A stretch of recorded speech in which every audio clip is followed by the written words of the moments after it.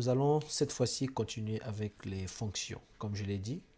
Alors, les fonctions sont très importantes. Remarquez ici, nous, nous étions en train de répéter ça.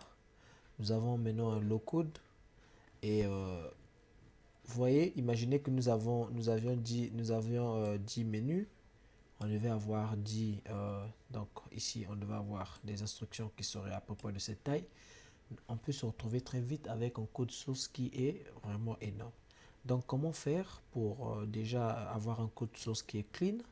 Nous allons utiliser des fonctions. Les fonctions, ce sont au fait des blocs d'instructions que nous allons créer. Nous allons créer un ensemble d'instructions que nous allons mettre à l'intérieur d'un bloc, et toutes les fois que nous allons avoir besoin de faire recours à ces instructions, nous avons qu'à appeler le bloc et le bloc va exécuter tout simplement ces instructions-là. Donc c'est vraiment une façon de regrouper un certain nombre des instructions pour pouvoir être capable de les réutiliser plus tard. Donc ici nous allons travailler avec ça. Et pour créer une fonction créer une fonction sur Kotlin, c'est très simple. Il suffit juste de nommer, d'écrire fun. Fun, c'est pour fonction. Et nous allons nommer notre fonction. Donc ici, nous allons créer une fonction qui va s'appeler service. Par exemple, on va dire afficher menu service. Donc vous nommez la fonction, vous définissez le mot-clé fun. Fun signifie fonction. Ensuite, vous allez définir le nom de la fonction suivi des parenthèses. Les parenthèses sont en fait, on va voir ça tout à l'heure, et vous allez mettre le corps de la fonction. Donc en faisant comme ceci, nous sommes en train de lui dire, nous allons créer un bloc dans lequel nous allons mettre un certain nombre d'instructions que nous aimerions utiliser plus tard. Donc il va exécuter toutes ces instructions là en bloc. Donc afficher menu service, ici nous avons le paramètre.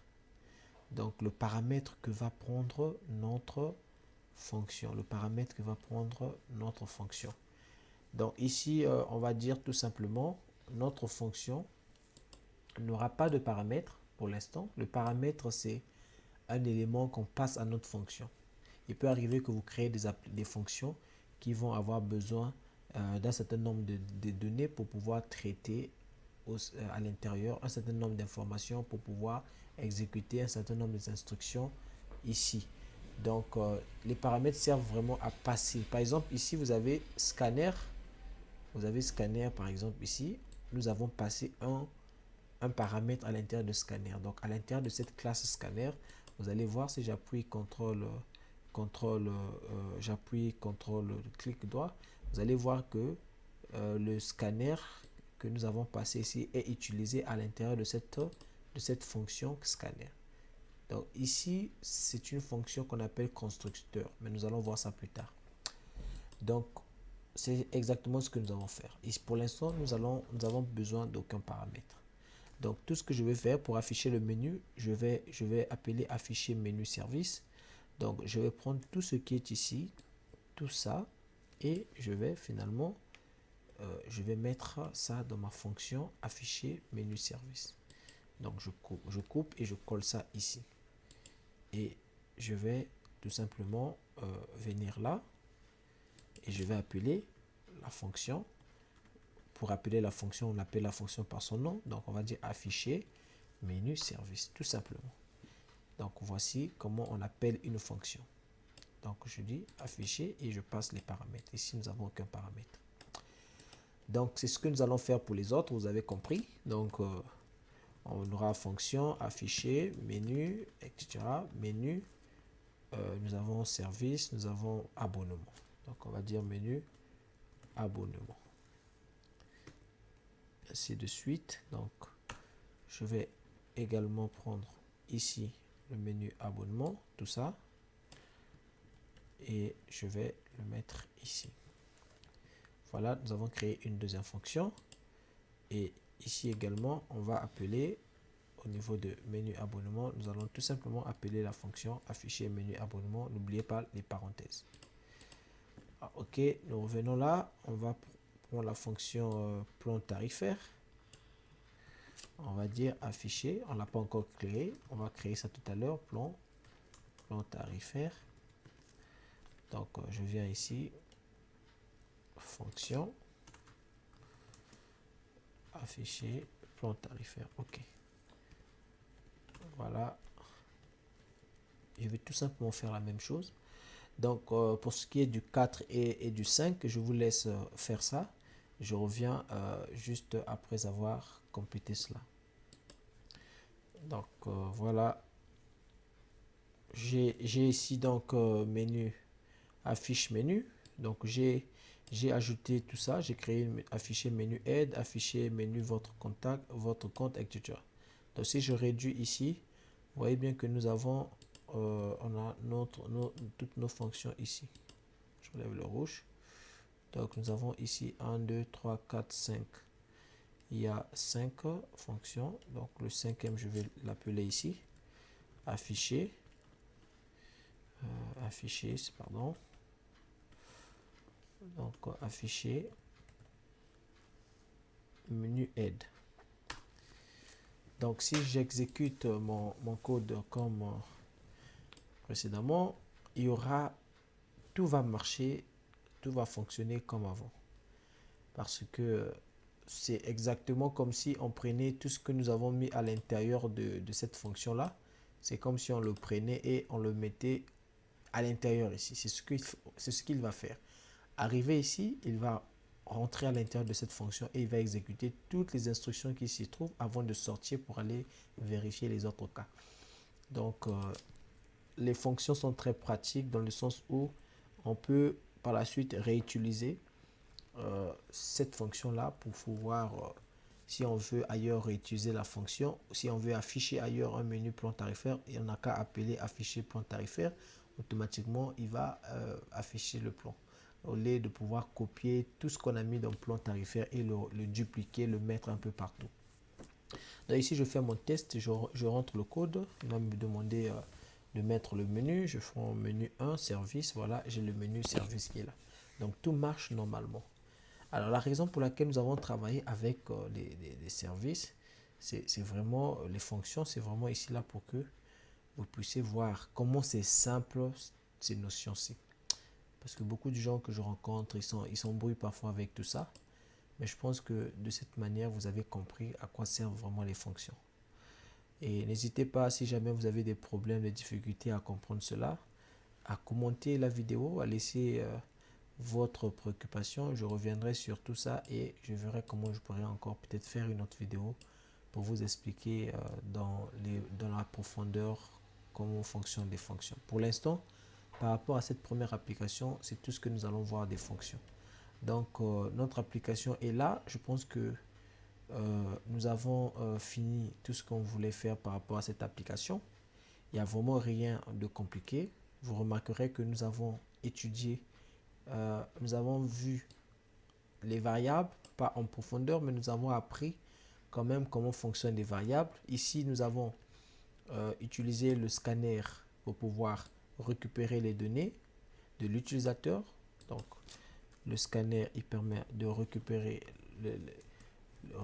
récupération des données. Je récapitule. Nous avons codé ceci. Nous avons utilisé la classe scanner pour pouvoir être capable de récupérer les données entrées depuis notre console ici par l'utilisateur. Et nous avons println qui permet d'afficher tout ce que nous mettons ici. Nous avons comment créer des variables. Donc ici, nous avons créé une variable et nous avons affecté à cette variable la donnée qui va être saisie par l'utilisateur ici. Ensuite, nous créons de nouveau un espace. Ça, ce sont des commentaires. Voici, on fait la comparaison en utilisant les structures conditionnelles. Donc, nous disons, si le code saisi est égal à ça, tu vas afficher le menu. Donc, on crée un espace et on affiche le menu ici.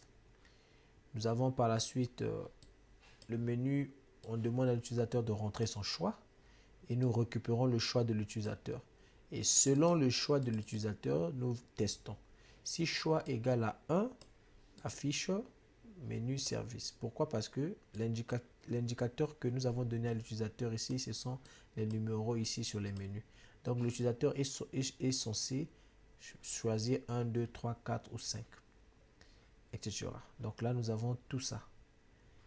Et si on va dire à la fin, et si l'utilisateur rentre une donnée qui ne correspond ni à l'un comme à l'autre, nous allons tout simplement afficher à l'utilisateur, on va lui dire les options du menu indisponible.